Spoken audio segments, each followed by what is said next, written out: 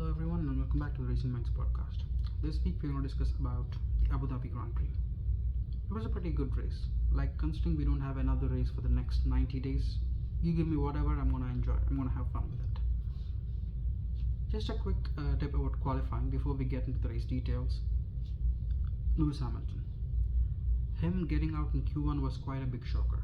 I think it was Mercedes team who should have actually sent him out a bit early, because they sent him a bit late. He had a bollard stuck underneath his front wing because of Kevin Magnussen trying to get out of his way, and there goes Lewis Hamilton's lap time. It was quite sad to see that he was out in Q1 in his last performance for Mercedes, but he didn't disappoint in the race. Charles Leclerc. He gave an exceptional performance in qualifying if you don't consider the track limits. But hey, it was pretty black and white, because if you see in Q2 Charles Leclerc performance, it was clearly visible that he was off track, and the penalty given, or in fact the lap time deleted, was quite a fair one. And him already having a 10th place grid penalty pushed him back off the grid. In stages like this, when you have the constructors title on the line, you are not allowed to make mistakes. So seeing such a mistake at this stage is quite surprising. Imagine if he did not have the 10th place grid penalty, he wouldn't have helped. He wouldn't have helped the team. He would have still been stuck in Q2, which is not a great performance. So that's where it goes, because you shouldn't be pushing so early in qualifying, because Q2 at this point your ideology with the car you have on hands would be to simply get into Q3 and then you can maybe start pushing. So he was stuck where he was stuck. Again, it is what it is. But something that really surprised me is Max Verstappen and his car control. I think all of us would have seen how his car almost oversteered towards the end of Q3, and the way he actually saved it. I thought he has lost it and it would be a crash, but God knows how that kid was able to save that car. Not a kid anymore, a 4-time world champion, but great car control by Max Verstappen. And coming to the race, we see that at the start of the race, before we even get into the race details, can we discuss about how strict the stewards' penalties have come up to this race? I have been seeing comments around that the drivers generally accepted to go for stricter penalties, and this, what we have seen in Abu Dhabi, is a result of that decision. At the start of the race, you see Max Verstappen. He got a great launch. Starting from P4, he already overtook P3 Carlos Sainz just by the start, and he was trying to make his way down the inside of Oscar Piastri. 2 points to note in here. Number one, I think Max Verstappen was trying to show Oscar Piastri that at this point he had nothing to lose. The constructors title, Red Bull cannot win. The drivers championship, it's already wrapped up. So Max is just trying to make the best position he can finish. So it would be up to Oscar Piastri to drive a bit more cautiously, considering what is at stake. And Oscar, I feel, could have left a little bit more space.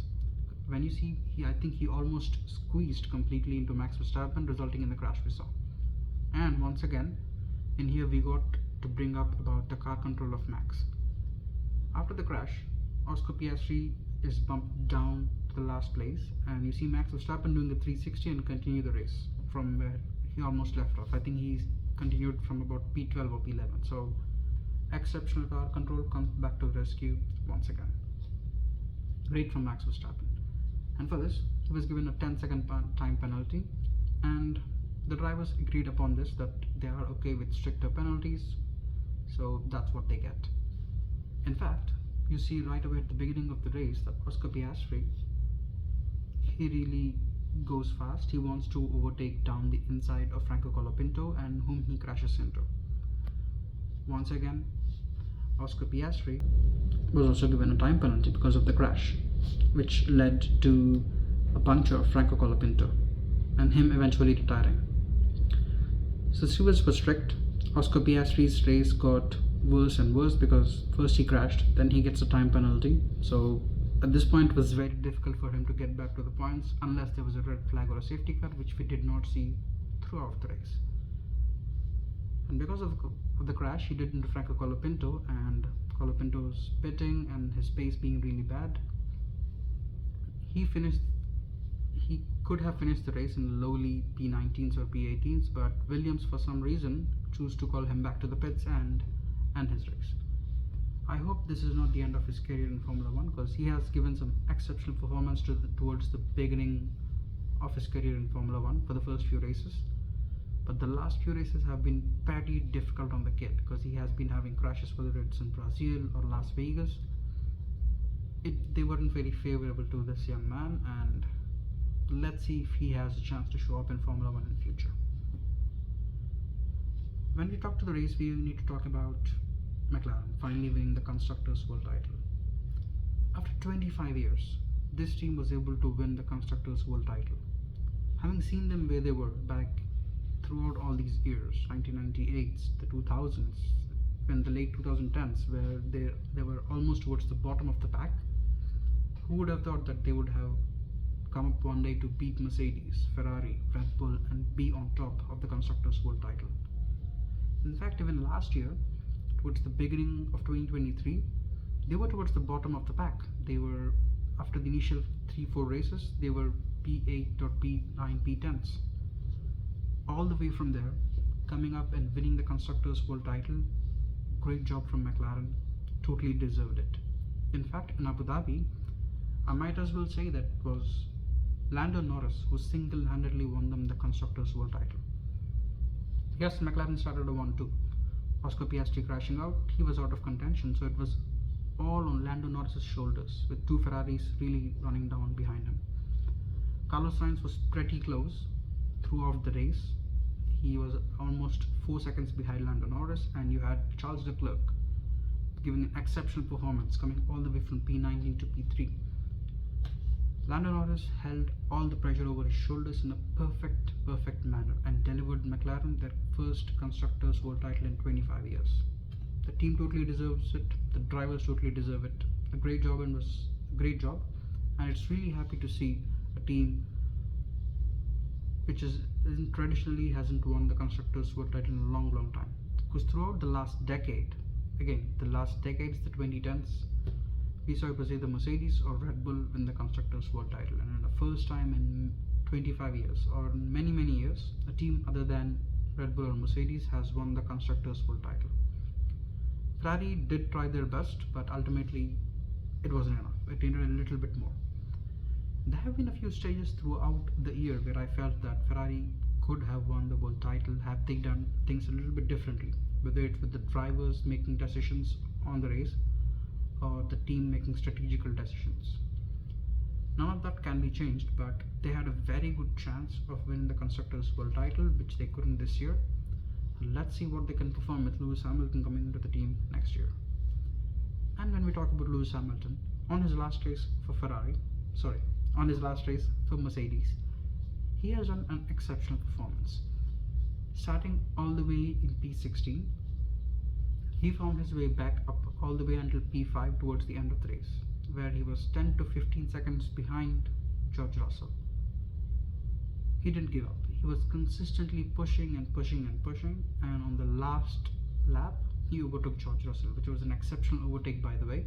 And in fact, that overtake solidifies that Lewis Hamilton was better over George Russell over the course of 3 years as teammates. Because when they started this race, they were equal on points if you combine the number of points they scored over the course of last 3 years.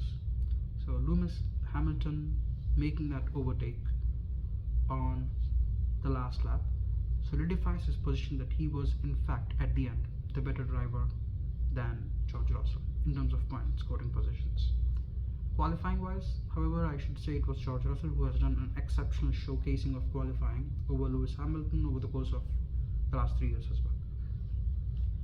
So guys, that was a wrap to one of the best seasons we have ever seen in quite a long time for the Constructors Championship especially. And as we bid farewell to one of the great drivers we have seen in Formula 1, where we see Valtteri Bottas almost his final race in Formula 1. I hope not, but that is how things are at the moment. Kevin Magnussen, who has done an exceptional race, all of it undone by Valtteri Bottas blocking up and crashing into him. So if you see of whom we had to bid farewell to in 2024 Abu Dhabi, it was Lewis Hamilton and Mercedes partnership, Carlos Sainz and Ferrari partnership, Valtteri Bottas, Guan Yu Zhou, Franco Colapinto, Kevin Magnussen. So for next year, I do see us having a huge overhaul of drivers, completely new pack starting up, and let's see how interesting things get in 2025. Alright guys, thank you for tuning in, and that is it for the 2024 race reviews. I will keep you entertained with any future and further videos of analysis of what has happened throughout the year and what we can expect in 2025. Until the next video guys, thank you for tuning in and see you next time.